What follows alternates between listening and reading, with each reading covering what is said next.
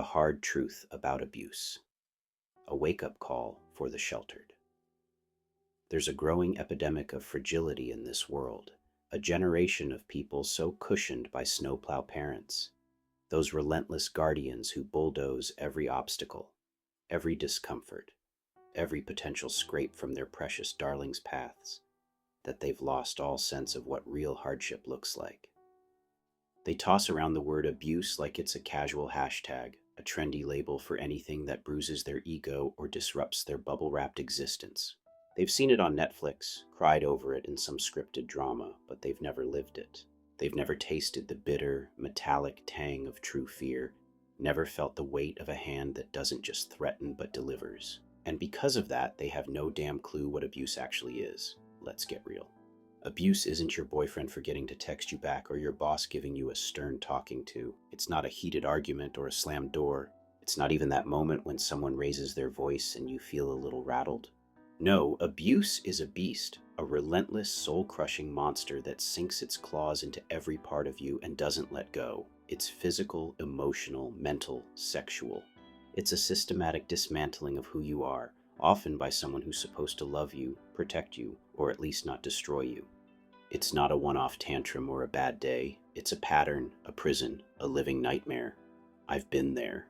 As a kid, I didn't just witness abuse, I survived it. Verbal lashings that cut deeper than any knife, words designed to shred self-worth into nothing, emotional manipulation that left me questioning my own sanity, mental games that turned trust into a weapon, physical blows that left marks you could see and ones you couldn't, sexual violation that stole innocence and replaced it with shame.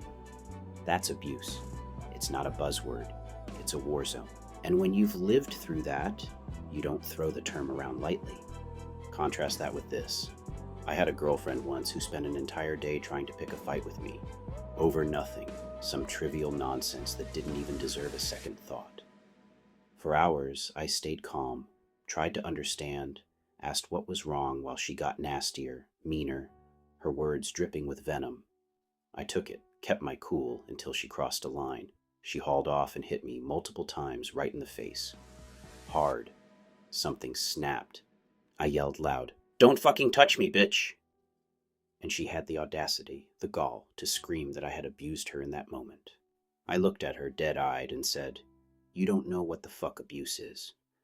Then I turned, stared at the wall, and punched a hole straight through it. Drywall crumbled, dust flew. I didn't do it out of rage, I did it to make a point. If I was abusive, I told her, that would have been your motherfucking face. It was harsh, yeah, but it was deliberate. A demonstration.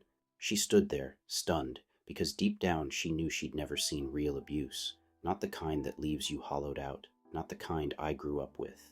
I walked away, ended it right then and there. That was the only time I've ever hit a wall, and it wasn't about losing control. It was about showing her the difference between a reaction and a reign of terror. Abuse isn't a single outburst or a moment of frustration. It's not a raised voice or a broken dish. It's a calculated campaign of power and pain. Physical abuse is fists that don't stop, bruises that tell a story of control. Emotional abuse is a slow poison, gaslighting, humiliation, making you feel like you're nothing until you believe it. Mental abuse twists your reality, keeps you trapped in a maze of doubt and fear. Sexual abuse robs you of autonomy, turns your body into someone else's playground. That's the real shit. Not some petty spat or a slap in the heat of the moment followed by crocodile tears and a victim card. The sheltered don't get this. They've been swaddled in privilege, their lives curated to avoid anything sharper than a paper cut. Their parents plowed the path smooth, so they've never had to face the raw edges of life. And now they cry abuse when someone disagrees with them too loudly or doesn't coddle their feelings. It's insulting to those of us who've actually walked through the fire. We know the difference between a bad day and a living hell. So here's the hard-hitting truth. If you've never felt terror in your bones, never flinched at the sound of footsteps, never had your spirit systematically crushed, you don't get to claim abuse like it's a badge of honor. Stop diluting the word. Stop pretending you understand. Real abuse isn't a plot twist in your cushy little story. It's a reality that breaks people, scars them, and sometimes, if they're lucky, forces them to rebuild from the ashes. Respect that. Learn that. And quit throwing around a term you've only met in the shallow end of life's pool. by Scott Young, aka Sinfamous Gamer,